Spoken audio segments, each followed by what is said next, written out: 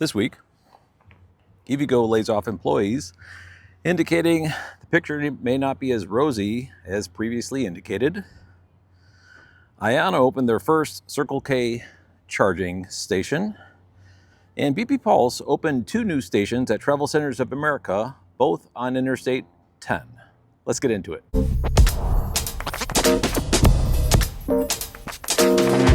Are you guys looking for an opportunity to drive off in a brand new electric vehicle and support a nonprofit fighting for a greener planet?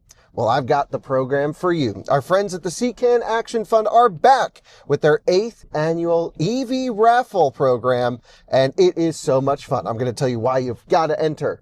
Each ticket gives you 3 chances to enter, and the prizes are absolutely amazing. You could win in the first prize a Rivian, a Porsche, or a Lucid up to $115,000, which is a ton of electric car. The second prize is also awesome. Rivian R2, highly anticipated, or you could choose from a Volkswagen ID Buzz or a Hyundai Ioniq as well. And there's even a third prize, which is the fantastic new Chevy Bolt. Each ticket costs only $200. Again, 3 chances to win with each purchase, and you're supporting a nonprofit. What's not to love? I don't even know which one I would choose if I was able to win. So ditch the high gas prices if you happen to win, and you support a nonprofit along the way. It's a great opportunity to visit evraffle.org to enter. Thanks so much to CCAN Action Fund for sponsoring this video. They even cover state and federal taxes. I'm here at my local Walmart Supercenter where you can see a Walmart Energy charging station going in behind me. The transformer, which is right over here out of frame, is not energized yet. It's still waiting for that and the final commissioning. It seems to be some kind of snag with the Duke Energy energization of the transformer. They're big in the news this week. They opened or put in 10 entries into the alternative fuels data center database, which we'll get into in just a second. And likely that's just the tip of an iceberg. For people who are not aware, Walmart Energy is getting ready to open a can of whoop ass on the EV charging industry and basically take over the lead spot. It kind of is what it looks like. There is construction going all over the place, and my friend Landon from the Arkansas E-Traveler does a really good job of tracking the Walmart Energy Buildout. Encourage everyone to go over and subscribe to his channel so you can get updates and stay current with it. We'll do a little bit of fill in here on this series as well. Starting off, the Tesla Supercharger for Business team opened 3 stations.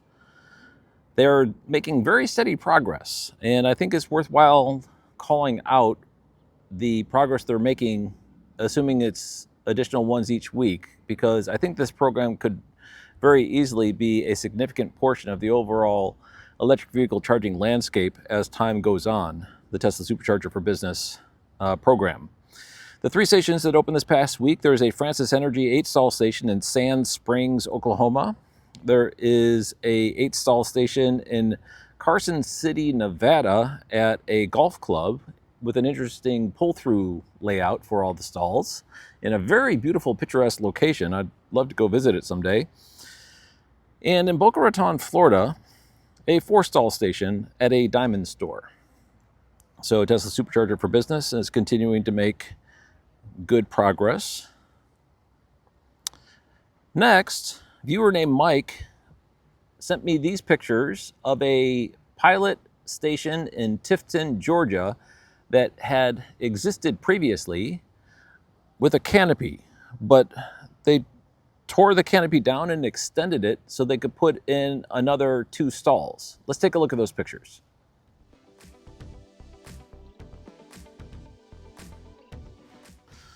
Thanks, Mike, for sending that along. It's interesting to watch the Pilot Flying J team do station extensions like that. And here is one in Tifton, Georgia on 75 as you approach Florida.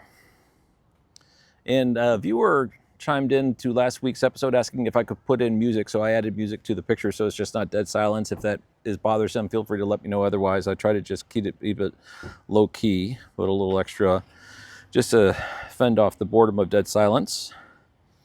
Additionally, a viewer who is not really identified, and I think they want to remain anonymous, sent me pictures of a new electric Electrify America station in Fayetteville, North Carolina. It's at a Target in the parking lot at 2056 Skippo Road in Fayetteville. Let's take a look at those pictures.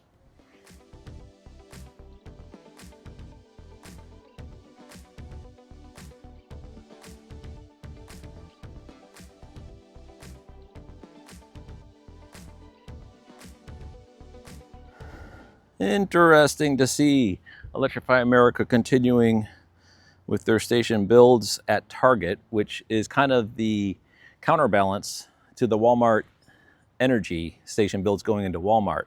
You see Target, which is their major big box competitor, doing nothing native, but they seem to be accelerating their builds with both Tesla and Electrify America building into their properties. So definitely, I'm sure, welcome every time the phone rings from either Electrify America or Tesla at Target, they answer. Next, it was observed in social media about EVgo doing layoffs. And this kind of surprised me. I was actually wondering if it was fake news, but it's not. EVgo has gone through layoffs in the past, and they just recently announced their Q1 earnings. They're a publicly traded company, so they need to do that. And it was a little down, but it wasn't like dramatic, oh my goodness, we have to curtail or anything like that. But there was mention of administrative expenses. And apparently what they're trying to do is focus more on the operations and expansion staff positions. And they're whittling down some project managers, and the administrative roles. So I'm not really sure what to make of that, but I know they're very focused, hyper-focused on remaining a fiscally responsible company. So if their EV charging business starts to diminish, they react in order to make sure that their balance sheets are in the best interest of their shareholders. And they seem to be very responsible for that. And I don't really know what to make of the layoffs, but normally if there are layoffs occurring, it's an indication of a failure of leadership because there was a adjustment in the market conditions that were not anticipated where you had to lay people off. Normally, if there's a downturn, you will either stop hiring or give people severance packages or early retirement or things like that. You do other things besides just starting to lay people off. But in this particular case, that is what happened. So apparently whatever happened in their internal conversations where they were looking at the balance sheet, they recognized they had to curtail a certain number of positions, and they did so. And so EVgo is apparently under financial duress, at least to some extent. However, their public statements don't really indicate that. So it's a little troubling that we're kind of hearing them talk out of both sides of their mouths where they're saying everything's fine and then they're laying people off. So regardless, it's something to keep an eye on. The station numbers seem to be steady. They opened a station this past week, and I don't really see Flow went through a process where they laid off hundreds of people, but they were still able to sustain station openings going forward. So the organization itself contracted, but it was still alive and still able to be effective in their mission. So two different things going on there. One is whether or not the organization is effective, and the other one is whether or not they're financially healthy and able to be in a sustainable financial path. So I just report the news, and the news is that EVgo has been found to be laying off people. Next, Steve at the Plug and Play EV YouTube channel posted into social media about a news station in Massachusetts called DC Station, paired with something called EV Base Camp in Northampton, Massachusetts. Let's go to Steve to have a conversation about this exciting new station in Massachusetts. So I'm here with Steve, who typically I'm a guest on live streams that he hosts, but in this case, the situation is reversed at least a little bit. We're not doing live stream, but something similar. He was at a location which came to my attention because of a couple of posts you put into social, Steve. I saw it on Facebook and LinkedIn, and rightly so publicized, because this is really a unique little charging station that we got cooking over here, and it's in Massachusetts, is it not? Yeah, it's in away from Boston, actually. Most of the action happens around the east of the state, but this one's over closer to the west in an area called the Pioneer Valley, just off I-91 in Northampton, Massachusetts. And it's kind of an oasis, a nice little place to stop off. It's really close to the exit for I-91 in Northampton. You just pop off, park up, and then you're under a large solar array with 10 stalls served by these 5 Star Charge, I think is the hardware provider. It's 180 up to 180 kilowatts. So it did pretty well for my Ioniq 5. Didn't quite max it out, but as I say, I was there I needed to stop and take a call and charge on my way to an event in Albany, and it was really nice to be able to just kind of stop off, have nice clean restrooms. This EV base camp part of it is a kind of an extra place to get out and work remotely. So it's really, really good to have that stop and the option for, folks heading away from the Boston area. Yeah, so a couple of things with this picture that jump out. So the sign out front is lit, which is kind of a unusual thing in the EV charging space to have a lit sign out front. But you're right, it's signed differently. We've got DC Station, which I guess is the EV charging station, and then down below it says EV Base Camp, which is the facility. Did I get that correct? Yeah, so just to clarify, because there's snow on the ground gives away that this was back in December, and then my subsequent visit was here in May as we record this. So the opening was late last year in 2025. It's the overall facility is called DC Station, and I believe that's the kind of company that's the umbrella for everything else. EV Base Camp is the office that I was working out of there in the center, which does EV consultations, learning events. The weekend after I was there, they had kind of an EV 101 type of event. But I was able to work out with, good Wi-Fi, enough to take a conference call, some complimentary coffee. And then, they've got space. There you see in the sign back there, there were 2 little spaces either side of this office. There are 2 areas where they're hoping to rent out. So hopefully at some point we'll get coffee shops, food, quick dining, that kind of thing. So a really nice facility once it, hopefully builds out into what it's fully capable of. Well, in Massachusetts, where you're north of the New York metropolitan area geographically, just having shelter from the storm as you're going down the road is, I'm sure, going to be appreciated. But the organization that put this together, is it a single organization, or do we not really know who the owners of these 2 facilities are? Yeah, it's a chap called Bruce Foltz. I've only spoken to him briefly in passing at the launch event, but seemed to be just a local trying to make good on some property and fulfill.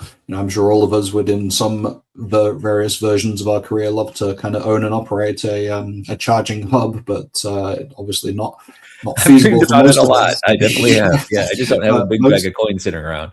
Yeah, how much would we like to throw up a solar canopy, have 10 plus stalls, and just kind of I want to go indoors. I want to get a pole barn and build the whole thing indoors with some hoops and everything. I've got the whole thing planned out. I just need the cash to get it. So he has done that, and took a lot of these companies. The company that designed the solar canopy there, PV Squared, is up in Greenfield, Massachusetts, just a little bit further to the north. He's a local resident. So yeah, it's a really nice location. Really is our only, in Massachusetts, we're very starved of any kind of thing to call a charging hub. You would spoken to you before about the BP Pulse Giga Hub over by Logan, which is more of a natural fit, but this has way more amenities and has that solar canopy, so probably qualifies as the best charging hub in New England, I would expect. Really beautiful. Yeah, it really definitely stands out. Whoever put this thought together, and I'm sure there's going to create, close to the interstate, enough regular traffic, both for people who are local and passing through, in order to sustain it. And then, I don't know if it would turn into like a Rove situation with the extra space that they have here or not, but definitely has a ton of potential. And I'm seeing people doing greenfield commercial builds of multi-use EV charging centric spaces. In fact, I just stumbled across one today. Let me just pull this up. This was really interesting. This is obviously a rendering, but the approvals are all completed, and this project is a go. It's in California, so on the opposite side of the country. And what you see pictured here is Interstate 5. I forgot the name of the town. I think it's called Bueno, and not Buena Vista, but just Bueno, Bueno, California, and it's right on Interstate 5. You can see multiple different charge point operators. They've got Tesla, and they also have multiple Electrify America stalls. There's a row of Electrify America stalls over here and a row of Electrify America stalls over here, which I guess is not uncommon. What is uncommon is that the whole facility is also being built as a multi-use commercial property. You can see the signage here for the interstate, and then there's similar type to what we have over on the pictures over here, where there's a facility, a sign, and things to attract people. So this is starting to become more and more common, I'm finding. And we were kind of expecting that this shift would happen. You know, the whole concept of taking a gas station and putting in a couple of electric chargers just to simulate a little bit extra foot traffic into the attached C-store was one use case, but these ground up native EV charging stations seem to be becoming more common. And Rove was obviously the first one to kind of perforate the concept of what EV charging could be in that respect. But when you were there, were people kind of stunned at all the amenities that were available? Or, I mean, how was the launch event? Yeah, so the launch event, they did obviously put on some food and had a bit more, snack kind of things out there, so that you can see in the back there, the room is quite bare other than that, but because they're waiting for tenants really. But they used the space to kind of tell the story of how this came to be, put all the designs up, the kind of architect's drawings, and then in the other spare space, they were able to host a kind of gathering and food and that kind of thing with local vendors.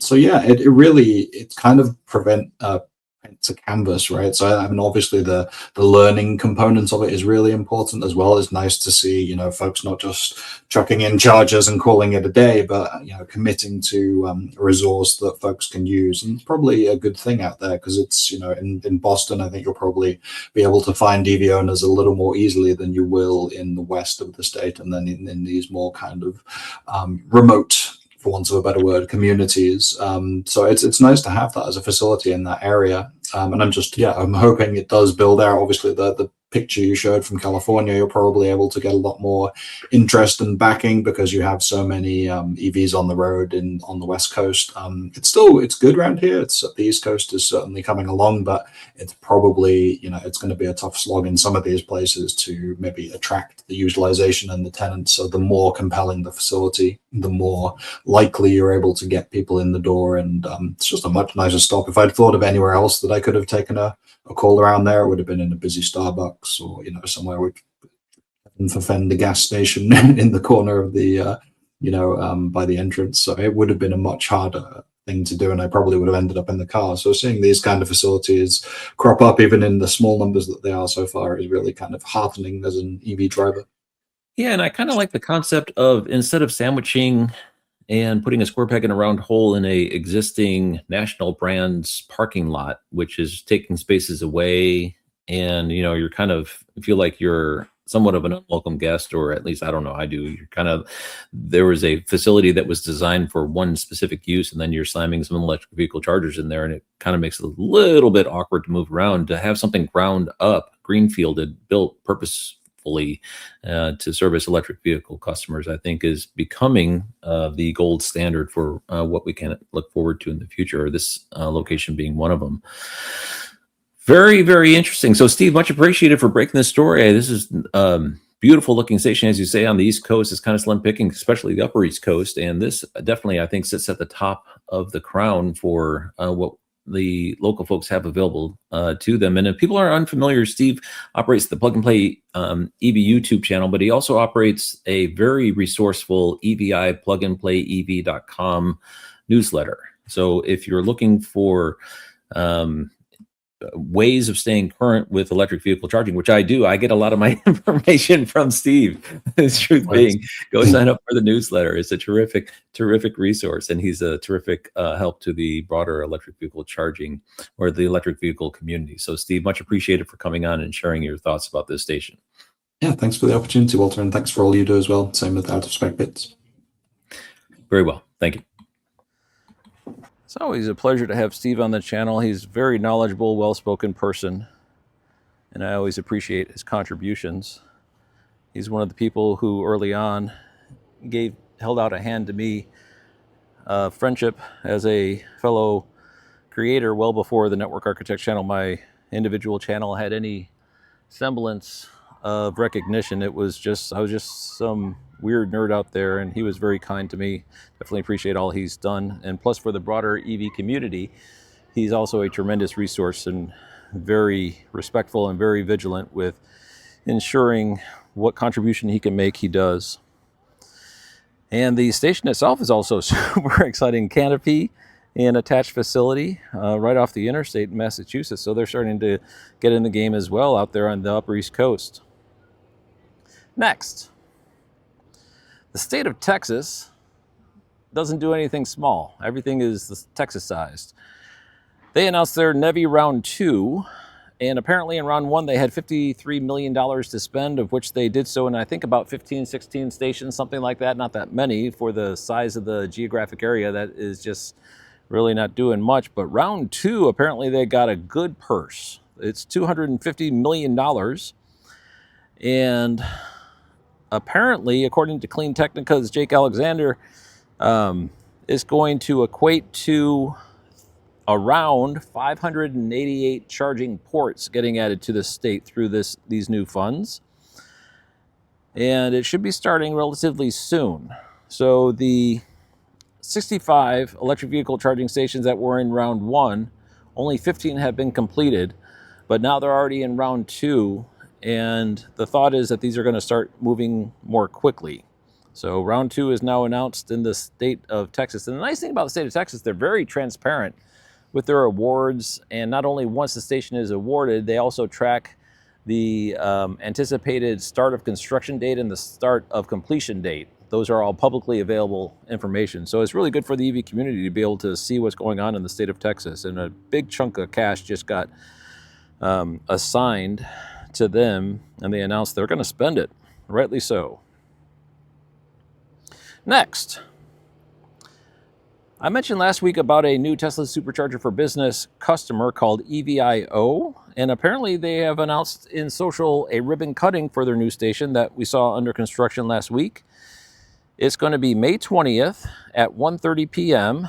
at the Nantucket Town Center, 5101 Fashion Drive in Nantucket, New York. They're going to have live charging demos, a ribbon cutting ceremony, and giveaways. So it should be a worthwhile event to the folks over there in the Upper East Coast. This apparently is the first Tesla Supercharger for Business privately operated Tesla station in the Upper East Coast, and definitely something to celebrate. New CPO getting ready to use Tesla charging hardware. Next, IONNA, and I mentioned how I get a lot of my information from Steve. This was another case of that. Opened a station in Peotone, Illinois. I heard it through Steve that it was under construction. He spotted it through social channels that there was a construction company advertising the station was under construction, but it's now officially open. It opened this past week as well. And it's at a Circle K. They announced just about oh, there goes an Equinox, fellow Equinox owner. It's a white one. It looks very nice with the black roof.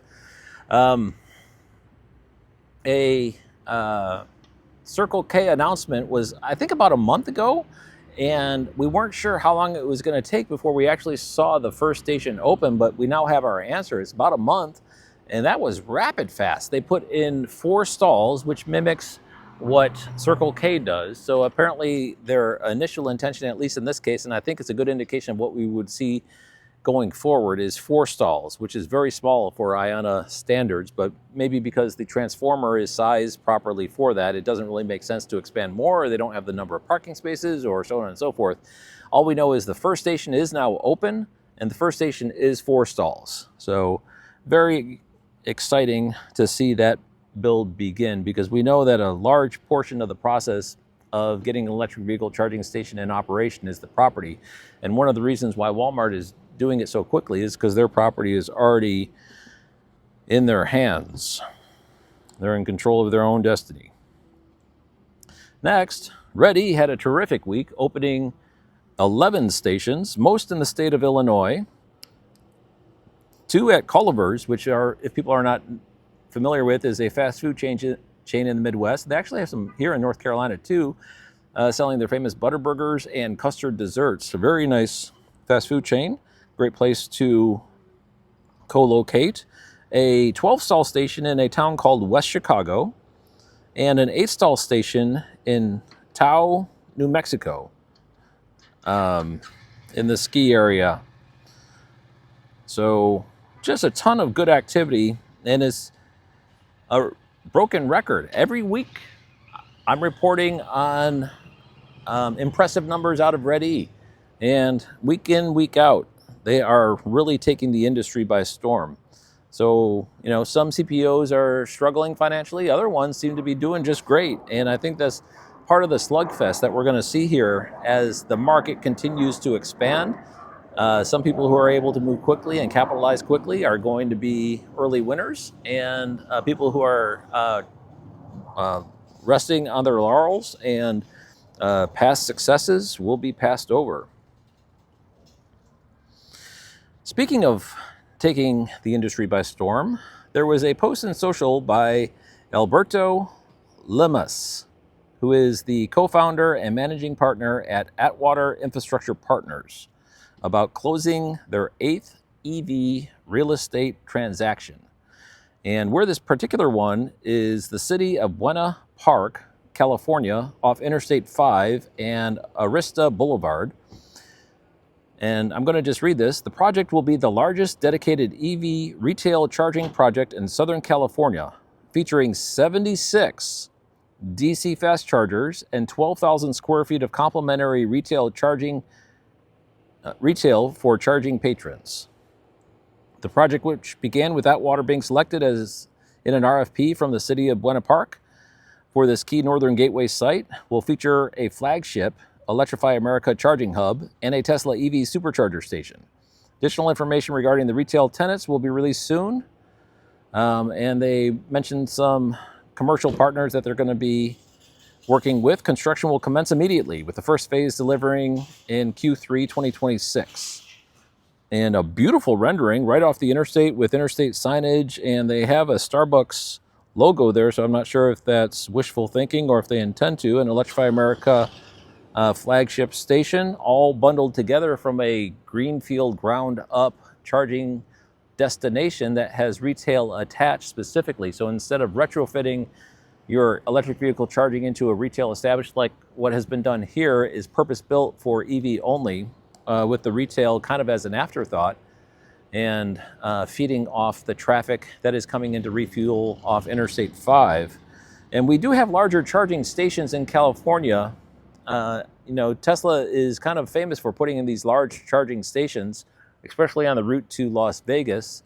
Bakersfield and Baker are a couple of locations where there's large Tesla supercharger stations. Prim, but those generally aren't partnered with retail. And actually, one of the large charging stations is getting a lot of flack because it's kind of hard to find a place to just go to the restroom or throw out your trash.